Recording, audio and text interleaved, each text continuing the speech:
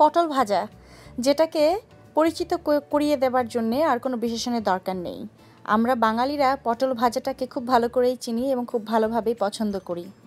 আসসালামু আলাইকুম দর্শক, চলুন আজকে আমি আপনাদেরকে এই সহজ এবং ছোট্ট রেসিপিটি শেয়ার করি।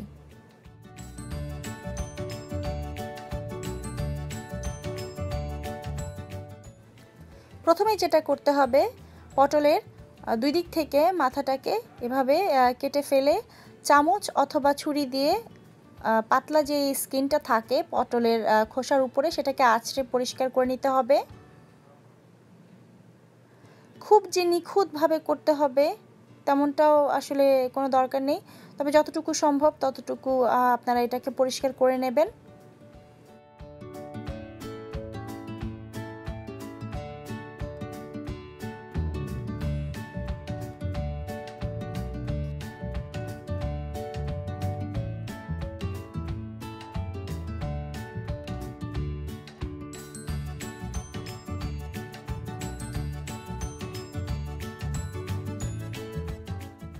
এবং সবগুলো পটল এভাবে পরিষ্কার করে তারপরে ধুয়ে নিতে হবে, পানি দিয়ে রিন্স করে নিতে হবে এবং প্রতিটা পটল এভাবে মাঝখান থেকে লম্বালম্বিভাবে দুই টুকরো করে সেটাকে কেচে নিতে হবে যেন মশলা ভালো করে ভিতরে ঢুকে যায় এবং সেটা দেখার সৌন্দর্যও বাড়ায়।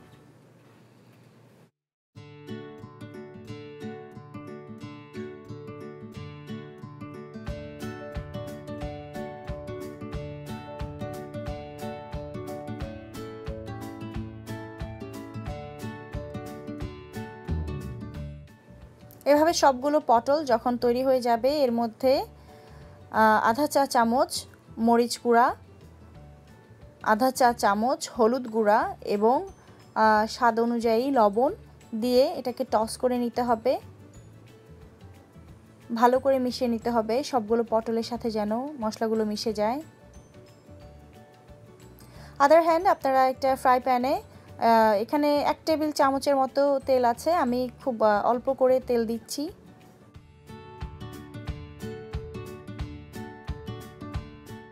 সেখানে পটলগুলোকে আমি এভাবে কাটা সাইডটা উপর দিকে দিয়ে এভাবে দিব যাতে করে উল্টাতে সুবিধা হয় এবং প্রত্যেকটা সাইড হালকা বাদামি করে ভেজে নেব।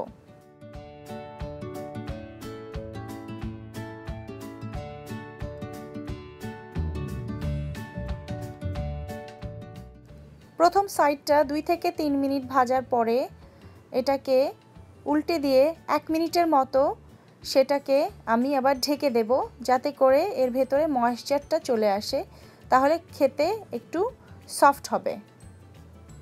সেই অতিরিক্ত ভাজার কারণে বা এভাবে ফ্রাই করার কারণে করকরে ভাবটা আসবে না। যদিও অনেকেই আবার সেই মচমচে ভাবটাই পছন্দ করেন, মচমচে পটল ভাজাই পছন্দ করেন, but everybody have their own preference. সেভাবে চাইলে আপনারা আর ঢাকার প্রয়োজন নাই। আর যদি একটু নরম নরম করে খেতে চান তাহলে এই 1 মিনিট ঢাকার কারণে পটলটা আসলে ওরকম হবে, একটুখানি সফট হবে, খাওয়ার সময় একটু জুসি হবে।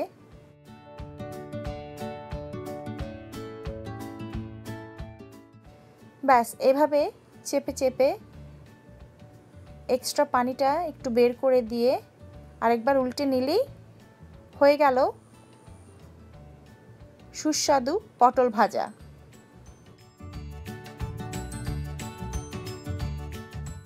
এই পটল ভাজা আসলে আমার খুবই স্মৃতিবিজড়িত একটা খাবার।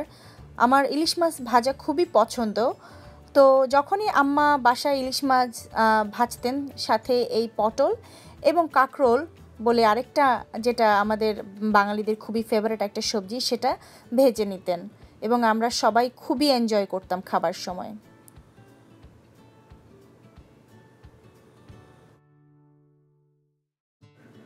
তো দর্শক, এই ছিল আমার ছোট্ট এবং সহজ রেসিপি কিভাবে পটল ভাজতে হয়।